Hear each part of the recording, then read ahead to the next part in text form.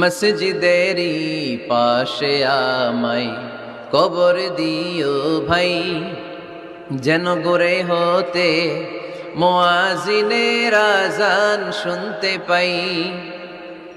আমার গোরের পাশে দিয়ে ভাই নামাজিরা যাবে,